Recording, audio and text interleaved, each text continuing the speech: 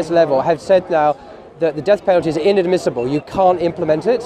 This directly contradicts the teaching of the Old Testament and the New Testament and the doctors of the church. I mentioned Aquinas, and the teachings of countless popes all the way up to the 19th century.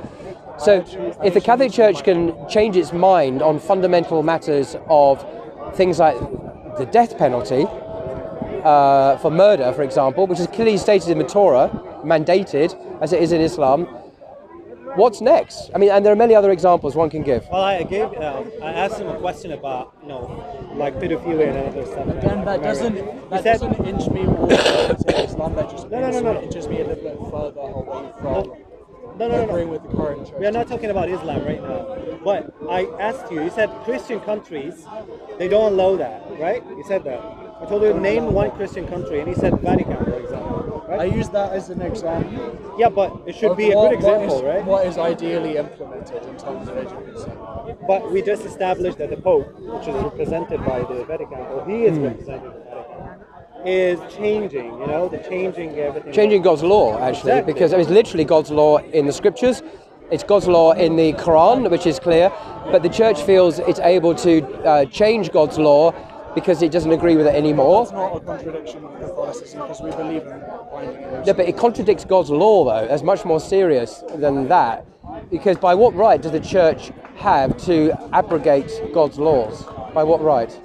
Because the Pope is considered the representative of Christ. Okay, remind me where the right comes from, where the church feels it can overturn God's law.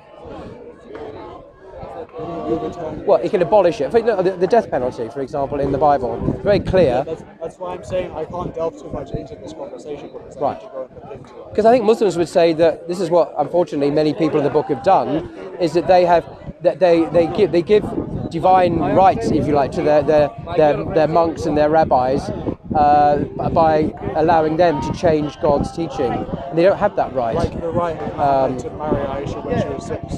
No, her father coming in. Marriage is not to do with it. Him not to. No, we're talking here about always God's will. That marriage doesn't contradict any biblical law that I'm aware of. Speaking on behalf of God's Okay, will. well, where does the Prophet's marriage to Aisha contradict any biblical law? Can you mention a biblical law? Because it matters. If there's a biblical law that contradicts the Prophet's practice, I'd be worried. But I've read the Bible, literally every word from cover to cover. I've never come across any law that would be applicable to the Prophet's marriage to Aisha, ever. But I have come across many teachings of the church that contradict God's laws in the Bible. That's the problem. So what you are believing, right? You don't have the foundation of what you are believing. So you believe that wrong. Prophet Muhammad was an example, a prophet. But what he did was wrong, marrying a child, right? But at the same time, we are asking... If it's at a base level, if it's in contradiction with the church's teaching, then yeah. The church's teaching that sometimes is not rooted in God's laws, that changes its mind and contradicts God's teaching on numerous matters. Is this a reliable source of authority by which we say, oh, well, it contradicts church's teaching? This is an example that you've given that I actually need to look and go into, not just suck in whatever you're telling me. Okay. So you believe in church law? Like I believe that conversion is a lifelong thing. You convert to God throughout your life. You draw close to God throughout your life. If you tell me something which is in contradiction, I need to go off and spend a decent amount of time on it, enough to actually value its importance. Can I give you another example? One of the most serious sins in Catholicism, which is not a sin anymore, by the way, is the practice of usury. Usury? Charging interest on loans, for example. And this is a very serious crime. Thomas Aquinas said it was a punishable crime. Why? It is outlawed in the Bible, of course. Today, the church is very happy, has no problem with usury at all. It's completely halal, completely accepted. This ruling has been abolished. No, I don't agree with. So that's another example. These are not trivial. To see the extent at which is a contradiction or it's very much a thin line distinction.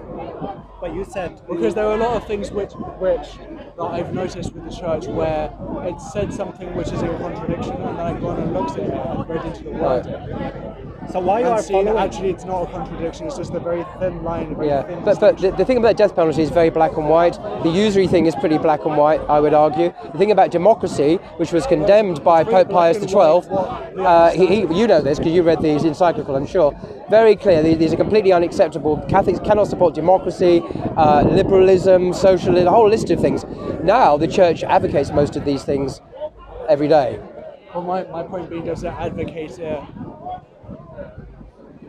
on a surface, or is that actually part of the church? Since Vatican II, I think it's part of Vatican, the Church's worldview in a very deep way. Yeah, I think it's been quite secularized. It's adopted the whole Western. Look at the extent at which Vatican II is actually binding, and what within it is binding. Oh, it's binding. Because I'm very new to this, so I actually need to dive into that. I'm not so concerned if it's binding or not. I'm concerned the Church has changed its teaching. Whether or not it's technically binding, I'm not really concerned about that. The thing is, Garabandal happened right during when Vatican II was happening, so I do know that there's something going on. If Mary wanted to appear into a village with children in Spain, in rural Spain, for like months or years, like during the time when this council was happening, that means that it's a very distinctive and controversial and very important council that I need to actually spend a decent amount of time looking at, and I haven't actually spent enough time to actually look at. But why you are to go off and do a lot more? Can I give you another example of a change that is actually happening now? The Pope, I can't remember the guy's name, he's just appointed an old mate of his to be the new head of what used to be the Holy Office. Are you talking about the current? Yeah, the one he's Argentinian, I think. And he's actually stated on record, this is the new head of Catholic doctrine and orthodoxy in the church. He's yet to actually take up the post. He's been appointed, I think in August, September. Anyway, he has stated recently that he approves of the blessing of gay unions. I kid you not. So he stated, by the way, on record, in an interview which I've read, the new head of Catholic doctrine, that he supports the blessing of gay relationships, gay unions. Not gay marriage, he's very clear, but a gay union. So if a gay couple was to go to church and say to the priest or the bishop, can you bless?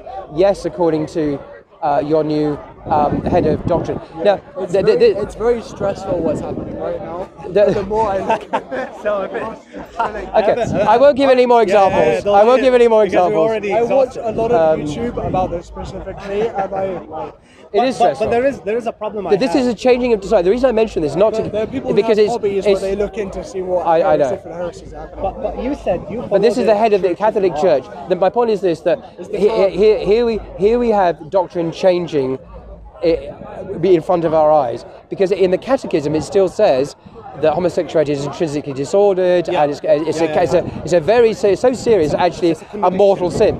Now we have the new head of the church saying, well, yeah, priests can bless relationships, and I'm thinking, are you even a Catholic? But apparently he is. Pope says he is. So this is doctrine changing, along with about the death penalty, along with usury, along with the church teaching on democracy. There are a long list of fundamental political, moral principles that have changed by the church within a few hundred years. So I would say you can't rely on it as a guidance for God's truth. Why you are following those laws? You said I follow. I want to say, contradict. Goes against. Hey, are you going? It's very similar. You looked Not mine. Oh yeah, there you go. So you're sponsored now. So you did look into private revelation, right? Did you look into Garabandal? Private revelation is not the teaching of the church. That's all the Catholics should be concerned about. But like. What matters is teaching. We don't rush to private revelation. Oh, Mary spoke to me this morning and over breakfast, and that's my private revelation. Catholics should look to the official teaching of the church for guidance, not for private revelation. The Pope has said that private revelation is important, and that he doesn't believe that Our Lady, that Mary would be appearing like a postal lady to some women in the Balkans. Right. And you think she should appear as a post woman?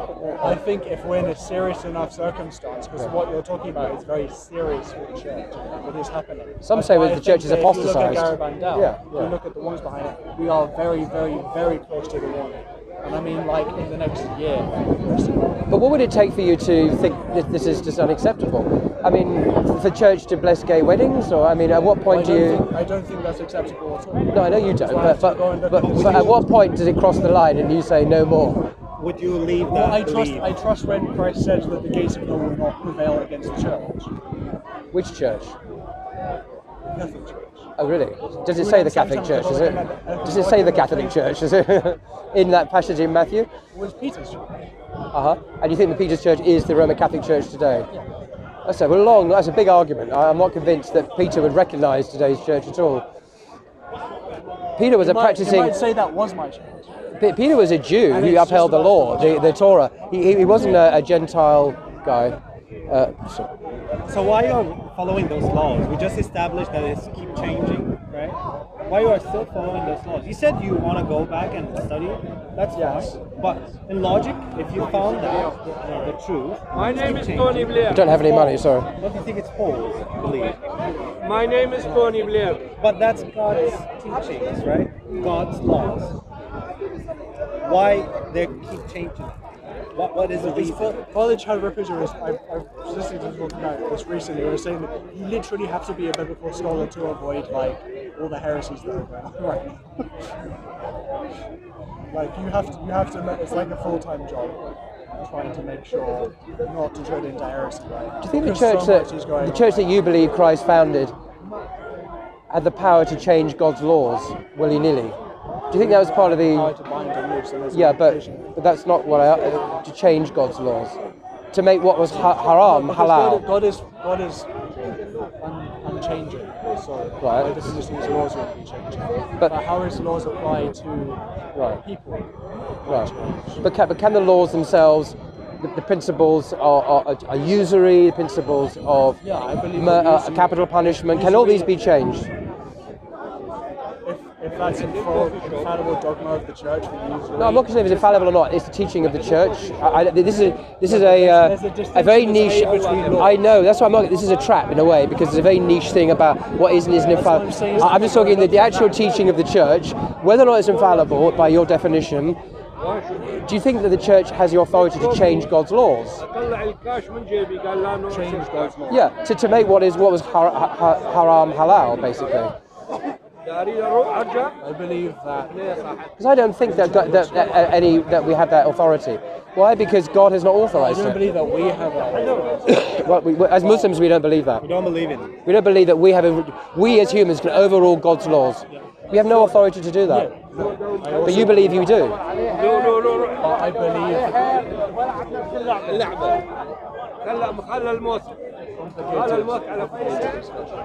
I don't think it's complicated. I don't think it's complicated. It's very easy, to establish that from an it keeps outside view, changing. yes, but if, Yeah, I mean- from a Catholic understanding, it is complicated.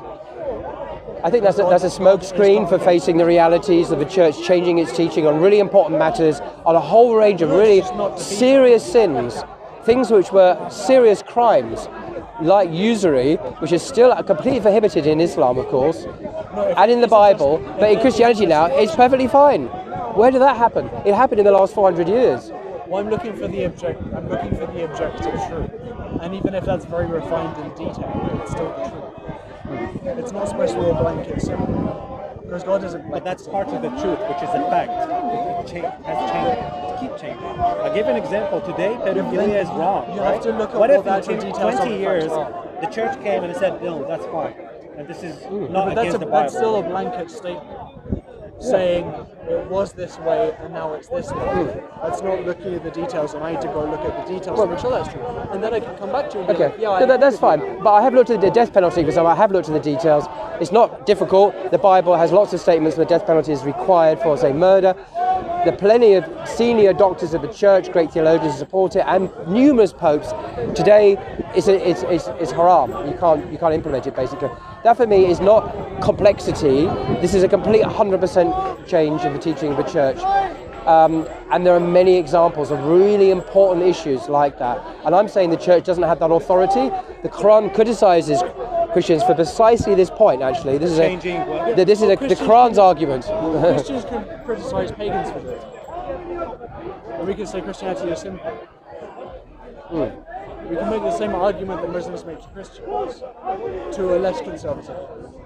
By saying we have these simple laws that you have to follow, canon law is simple. That doesn't mean that at a deeper level it's still simple. There's still deeper levels to Islam than just the surface level. Like there's still heresies and arguments that happen inside of Islam. Yeah, it's just in Islam we don't believe that human beings have the right to overturn Like a God's Jewish laws. person could say that there's That's it. contradictions in Islam. For example, the Bible prohibits the eating of pork very clearly. Christians believe they can eat pork today. A complete change in teaching. That's Another example. question There's so I many asked examples I the can give you. women. There are literally dozens and dozens of really serious examples where Catholics feel that they can overturn the teaching of God because of canon law or some pope. Is that law a law for God or is that law a law for man? The law is in the Torah. It's from God. It's in the Torah. From God, The but Torah is from But God. is it for God or is it for man? What do you mean for God or for man? It's for. I mean, it's like the argument of when Jesus was preaching on the Sabbath. Saying the Sabbath was made for man, not man made for the Sabbath. Yeah, but that wasn't quoting a Because law. God's law isn't made to restrict God. Yeah, It's I'm made talking to about restrict very man. clear prohibitions in the Bible about eating of pork, and yet Christians overwhelmingly today think it's perfectly fine to eat pork. That is, they've abrogated God's teaching. Islam as well, of course, has maintained the teaching of God. Exactly. And this is again an example. In all of these examples, by the way, and in every single case, Islam has preserved the teachings of God. Christians have abandoned every single example we've been through, whether it be democracy, usury, homosexuality. I have big problems with this in that regard specific because if the Torah has been corrupted, and the Gospel has been corrupted, and the Psalms have been corrupted, why would the Quran not be corrupted? Is that not a really That's a bad different track subject. God has promised, the Quran actually answers this. It says that when God gave these particular revelations to the Jews and so on, it was responsibility of the rabbis and the scribes to look after it. They failed to do that. God has promised in the Quran that He will preserve and maintain the final revelation to all of mankind intact. It's God has promised that He will preserve it. And the funny thing is, well, not the funny thing, the fact is, He has done that because the Quran we have today is identical to the Quran. We now know this. We have manuscripts going back to the 7th They say century. that the imams There's an are evidence. currently preserving the teachings. So unlike the Bible, which has been, the original message has been partially forgotten, that's the Quran, it's been partially corrupted, God has preserved His final revelation. Why? Because it's a final revelation to How do you know mankind. that specifically has been preserved? Well, we have the manuscript evidence, if that's what you wish. Do you think that the teachings of the Quran from the imams... Let me answer. In the Birmingham, we have a Birmingham Quran in the University of Birmingham. I actually spoke to Professor Thomas, who is the head of the department on that, and he's not a Muslim, has said the Quran we have today is the same, it's identical to the Quran in the University of Birmingham, dated to the time of the Prophet himself. That's an external That's a scientific verification. Yep. Now, there is no verification. What's the oldest Torah we have in manuscript form? 200 years after Jesus, I think. I'm Right. not sure. If Moses existed about, Moses, sorry. yeah, it's literally many, many centuries after the time of the people they purport to say, but it was transmitted orally, probably. Even the Bible.